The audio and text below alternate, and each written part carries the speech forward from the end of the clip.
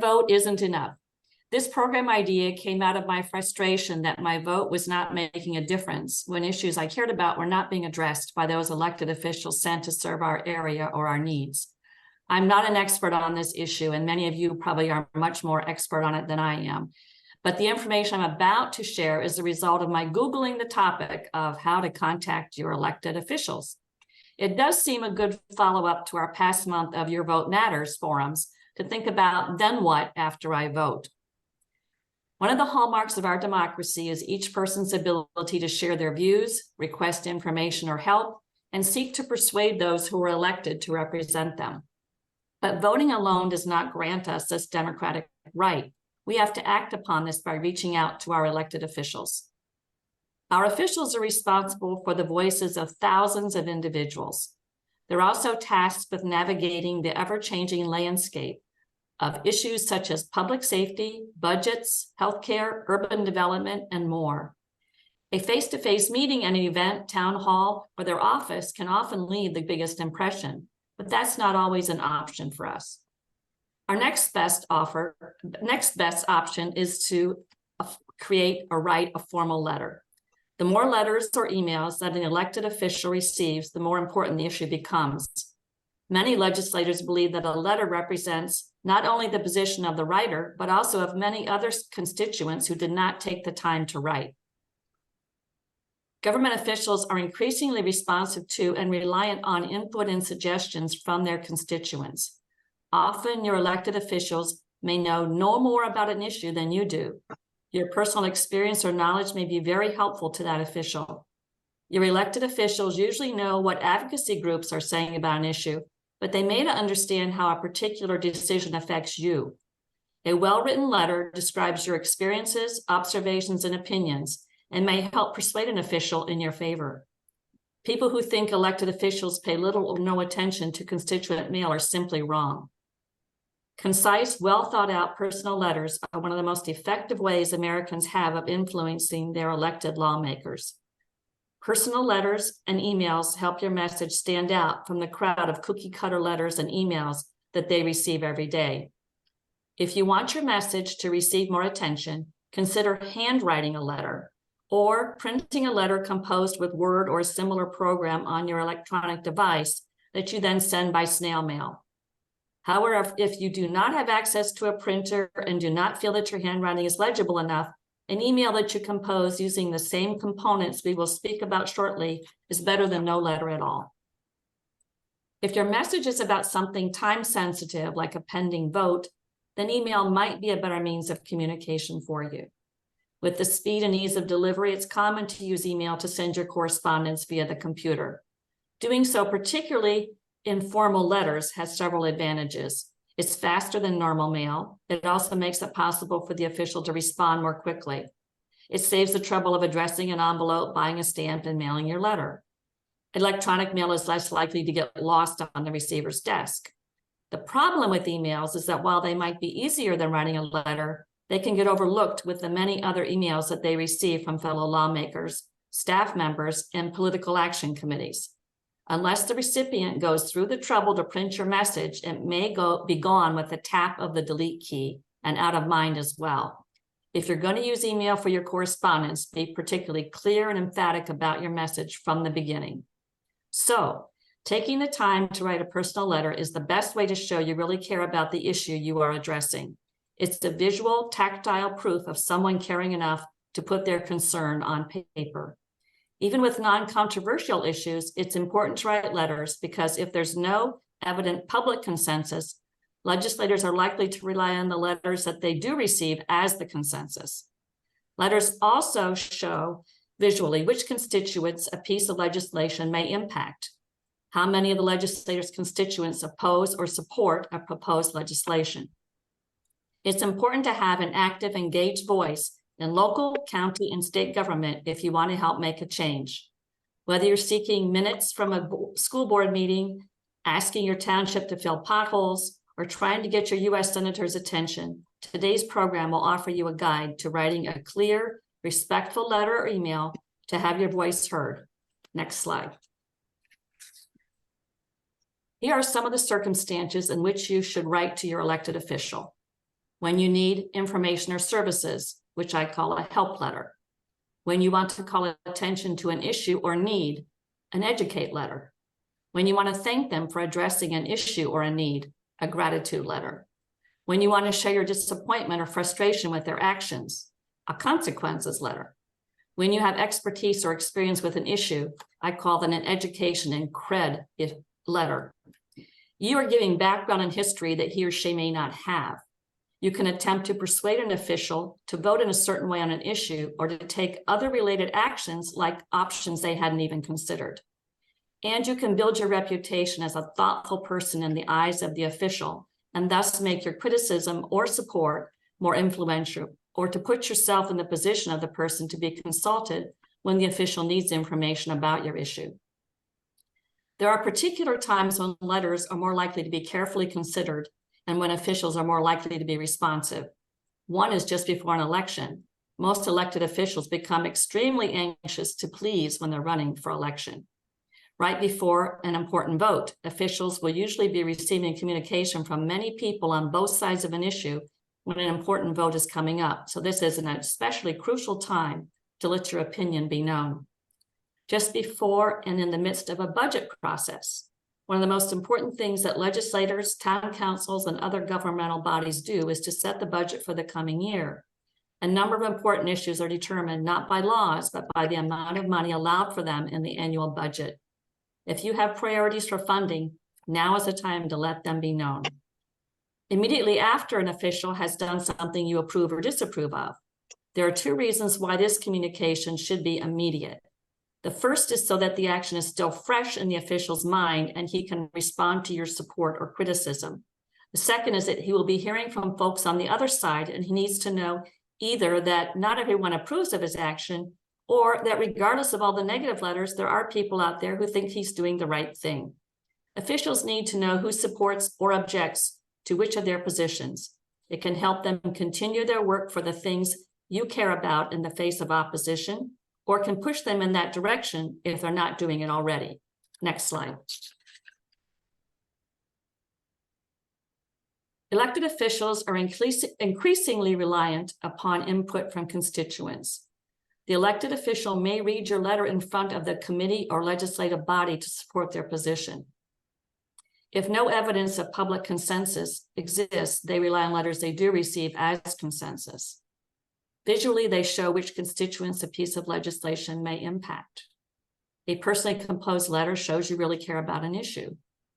Local level is where you'll have a bigger impact than writing to higher level officials. Writing letters to local officials is a good way to explain how an issue affects you or your group.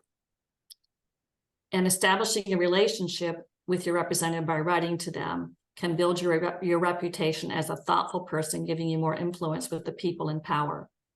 It's important to have an active, engaged voice in government if you want to help make a change.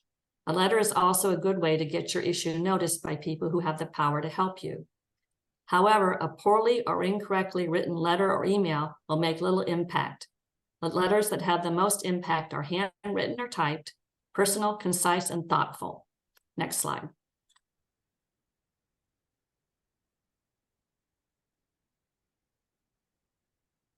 Sorry, I got to unmute too here.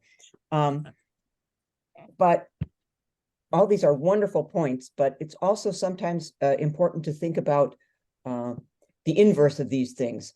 A lot of times with all that we see in the press or we see on our phones or whatever, it makes us want to maybe react, but it's very important not to fire off a letter or make a phone call when you are angry. You can write it down, start that personal letter, but go through a few drafts before you decide to actually send it. As Mary said, a well-written letter, really a nice, concise, well-written letter, it is going to make the most impact. And that's why it's important not to let your passion get in the way of making your point. You may feel better saying it right out loud, but again, if you have to write it down, but do a few drafts before you send it. It's important to think about, sometimes, we want to be direct, but it's always good to read over what you're sending, because you don't want to be rude or disrespectful. Direct is not bad, but be careful that it won't be perceived as rude. As Mary said, it's important to identify yourself as a constituent, because that's who lawmakers are going to pay attention to. But it's also important not to claim to be a constituent if you're not one. I mean, they know who their constituents are, and they can find out. So you don't want to prevaricate there. It's also good not to preach. Refrain from using lines like "as a citizen and a taxpayer." They know that you're a citizen. They know that you're a taxpayer, but explain why they ought to listen. That's not necessarily why they ought to. Well, I mean, they should listen to you because of that, but you have something to tell them that can educate them, or encourage them, or get them to think. And that's not a good idea to preach at them. And as Mary said, it's not a good idea to just copy and paste prepared text from an advocacy organization into your letter. You can use it to help you write it, but take the time to personalize it. And if you know something about the person that you're writing to, it's not inappropriate to mention that. Next slide.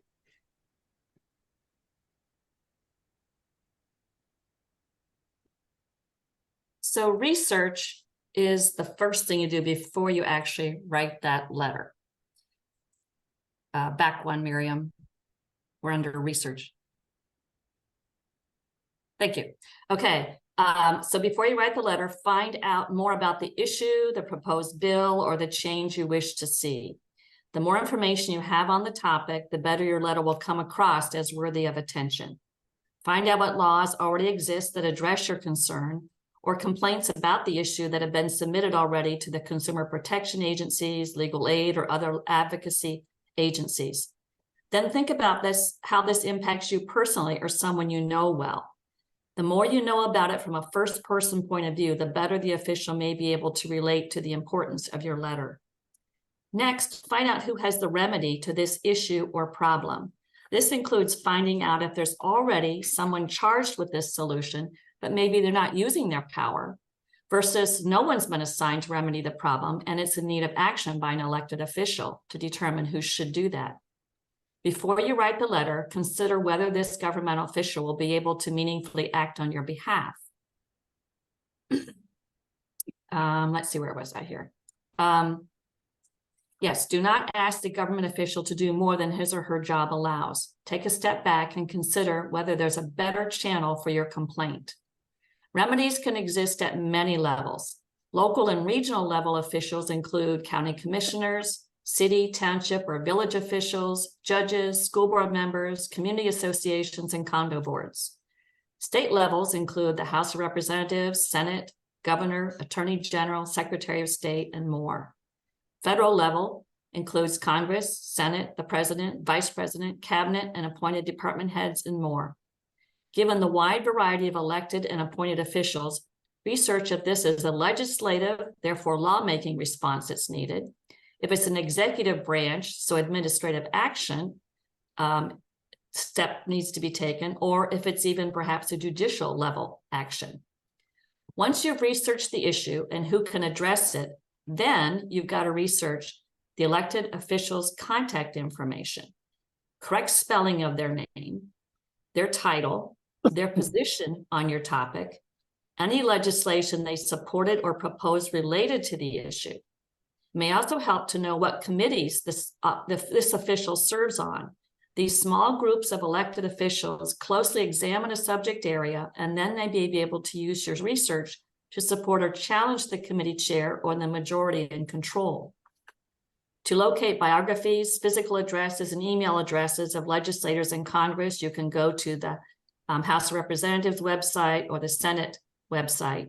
In the state of Michigan, representatives and senators have their own websites, so Google them. Your local officials might be a little harder to find, but try Googling or searching social media accounts for how to reach out to them. Yes, calling the officials of local offices is usually the simplest way to reach them. Still, sending a letter to your local official with your concern, issue, or praise is best since it is in writing. Remember, writing is proof. You've got something. They can't just lose with a deleted email. A side note, the Supreme Court justices do not have email addresses. Believe it or not, they are that far behind the times that they chose or don't have access to email, and they don't take phone calls. But they do read letters from citizens. So if you have an issue you want to address to a specific justice or to the court in general, you can mail them to the Supreme Court of the United States, 1 First Street, Northeast, Washington, D.C., 20543. And that's easily found on their website. Then you want to decide what are the 3 main points that have to be the most impactful that you have found in your research. And if there's a personal story you know about the issue, that's going to be really important in preparing your letter. So next slide. So with that research done, you are ready to finally write that letter. First of all, you start with a letterhead. And if you're typing it on your computer, most of us have a Word program or some other type of composition program, and you would put your letterhead right in that center with your name, your title, if it's appropriate to the issue. If you have a degree in something or hold a job with a title and it's appropriate to what your issue is, put that there. Then you put your physical address and your city, state, zip, and an email address at that top in the center. Then beneath that, you want to use the date that you're writing the letter, including the year. When I should go back to on the letterhead, some people are better at handwriting letters, and that's fine. If you don't have your own printed letterhead to write letters on, you can also handwrite at the center top, those very things I just talked about. So don't be afraid to handwrite. If you like to handwrite letters better than to type on the computer, that can really make an impression on a legislator. They never see those. Okay, so then the date you're writing the letter, including the year. Then you want to put the address of the specific legislator that you're writing to. And you always use the title in this part. So for everyone except the President of the United States, it is the Honorable. So it's the Honorable Debbie Stabenow or the Honorable Governor Whitmer. And then the next line under that would have their mailing address, including the office building, the room number, the city, state, or DC if it's Washington, and a zip code. The exception, like I said, is if you're writing to the president, and it's the following. The president is the top line. The White House is the next line. 1600 Pennsylvania Avenue Northwest, Washington, DC, 20500. Next becomes your subject line. And this is where you state in just a few words, you support or oppose HR bill, which is a House resolution or a House bill, HB, or a Senate bill or a Senate resolution. Or if it's not about legislation, but something else, you state your position very simply right there. So they know right up front what you're writing about. Then you follow with your salutation or your greeting, and it should say, Dear Senator, Dear Representative, Dear Governor, Dear Justice, etc. And the exception here again is the President. The salutation with writing to the President is Dear Mr. President or Dear Madam President. Then you're going to write your first paragraph, and this is where you're going to state who you are and what you want right up front in your first sentence, if you can. And state that you're a constituent if this is about a constituent issue. And identify the issue that you're writing about, trying to personalize the relationship as you're doing that, though. Have you voted for this person? Have you ever contributed time or money to their campaign? Are you familiar with her or him through a business or personal relationship? Share your profession if it's pertinent to your concern. The closer the legislator feels to you, the more powerful your argument is likely to be. If you already know how the elected official has acted on the issue in the past, mention it. And if their position is in agreement of yours, be sure to say thank you. If it's not, still express your opinion, but always in a courteous and respectful way. In the next paragraph, this could be about 2 paragraphs if you need to. You want to describe the problem of the bill or the legislation and support your position. Always be positive in your rationale. Share the impact it's had on you or your community personally. Use your knowledge and personal experiences to inform the legislator of your stance. This is where you want to hit your 3 points, the strongest points, and those are going to be the most effective in persuading the legislator to support your position, and you want to flesh those 3 points out. But again, no more than 2 paragraphs to do this. The third paragraph should be any personal story of yours or another resident of your area that will make the issue feel more real to the legislator. Officials are often swayed more by personal stories than by impersonal statistics, no matter how telling those statistics may be. If people can explain how a program changed their lives for the better, or how the lack of services has been a barrier for them, it's likely that the officials will pay attention. Ask for your legislators' support on the issue or on a bill. The most effective approach is to ask them to co-sponsor the bill. At the end of your letter, include a polite but strong closing. Recap the main points that you mentioned in the letter and highlight specific action you want the legislator to take. Keep this section concise but clear. If you're asking that your legislator co-sponsor a bill or learn more about an issue or legislation, be sure to include that in your conclusion. Next slide. Finally, include an appreciative statement to close your letter. An example of this would be, thank you for taking the time to read my letter. I'm hoping to hear from you soon. Then you want to end your letter with sincerely or thank you or something along those lines, and then sign the letter personally with your name typed beneath your signature as well. You may add your title if it's appropriate again to the issue. You want to keep it concise and brief, no longer than 1 page, and it should be limited to 1 issue only. Legislative aides may read many letters on many issues in a day, so your letter should be as concise as possible. Before mailing your letter, check for correct spelling and grammar. They won't do the job by themselves, but they can help. Why not give your letter every possible advantage?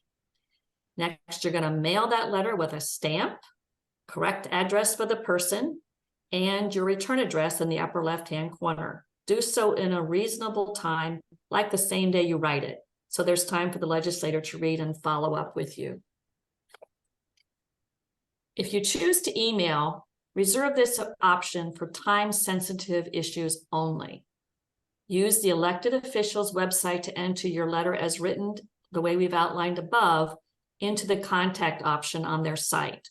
So you're going to prepare a letter, just like we've talked about. What you don't have to include is that lengthy address as if you were mailing it to them. You just want to go straight from the topic to, or the subject line to the salutation. And then since you're not mailing it, you can skip that whole physical address section of your written letter if it was a written one as opposed to an email one.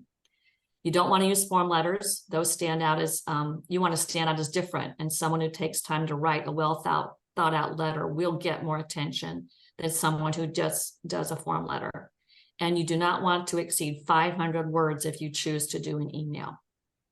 Additionally, make sure you only submit 1 letter or email to the elected official on an issue.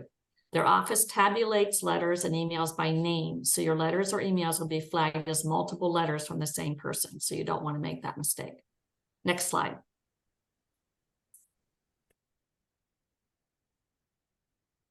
As Mary said, it's great if we can attend, especially at the local level, or go down and lobby in Lansing, but not everyone can attend town halls or go down to Lansing or fly to Washington to contact legislators, but everyone can write a letter.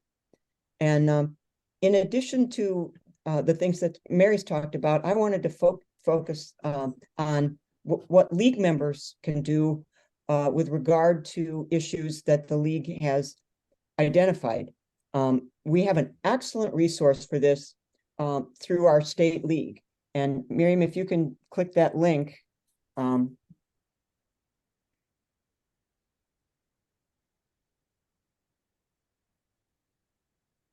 I don't know if that'll work or not, but it walks you through how to contact a legislator about this particular issue. And the ones I was looking at were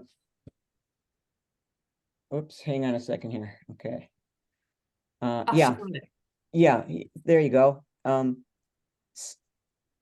It's the Take Action page on the website, and it showed they monitor legislation, and if you click on this read more thing, then it drops down and shows you the different places you can contact people, which is great. And one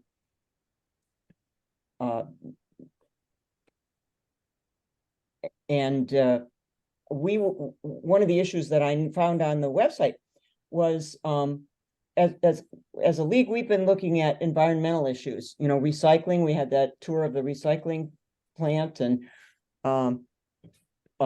climate change has been of interest to us. And the State League has an action alert entitled the 100% Clean Energy Plan.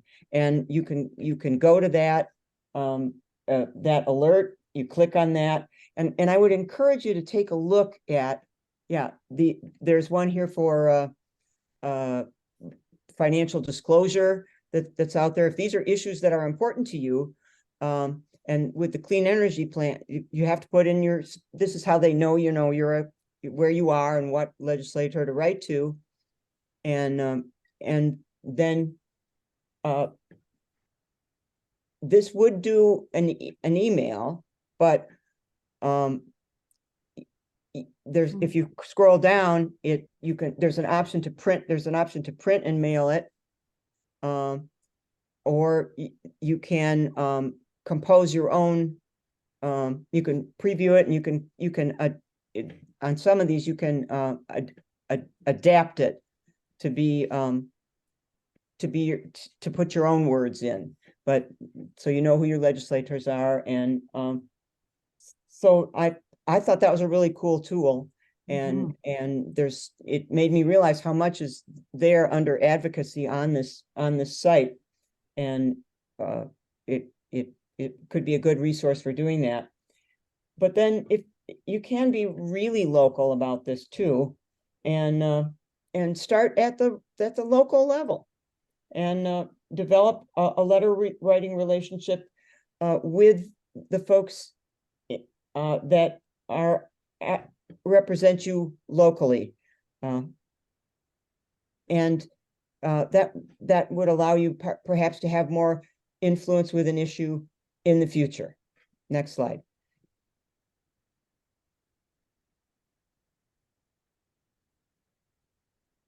So what we have here is an example of a sample letter I got off the internet from a great resource I'll talk about next. But you would, again, here's how you put your name, your address, your zip code, and email, your phone number, then the date, the honorable, whoever it is you're writing to, their office address, and then dear, their name. And here's someone who's right in their first paragraph said that, they've been provided with an education and have children in elementary school, concerned about a legislative impact on education. And what they did not do is put a subject matter in here. I think that would go right in here, the subject matter. But other than that, it followed a lot of what we said. Then here's the facts, and they did their 3 points in this facts paragraph. And look at how short this paragraph is. It's 3 short sentences, 4 short sentences, and then state what you're asking for, and then your name. So it's a real good example of what you're looking at as a possible format for a letter that gets right to the point. But you can imagine how much time this person had to take to put this together in such a meaningful way. So next slide will just give us a few more resources that everyone can consider. We've already talked about the Michigan League having such a great list of, just to even do your research part of what I talked about, that's a great website. And then I think our own county one has a useful links that you could use. The Community Toolbox is a fascinating one I discovered on the internet. It's a service of the University of Kansas, their Center for Community Health and Development. They had so many ideas and aids in writing to your elected officials and just in general how to become more of an advocate for change. And then surprisingly, WikiHow has a great section on how to address a letter to a government official, and it goes by all the different types of officials. And Ballotpedia I'd never heard of before. It had many, many useful links on the left side of their website's main page to get all the way down to local government officials. And then lastly, www.270towin.com, and they have elected officials in Michigan or any other state. It goes state by state. They'll tell you who your local people are all the way on down. And then USA.gov, you can get anything you want to know there about who might be the person to contact at any level of the executive or legislative or judicial branch. So I think that is it for our presentation. I appreciate all of your time and attention.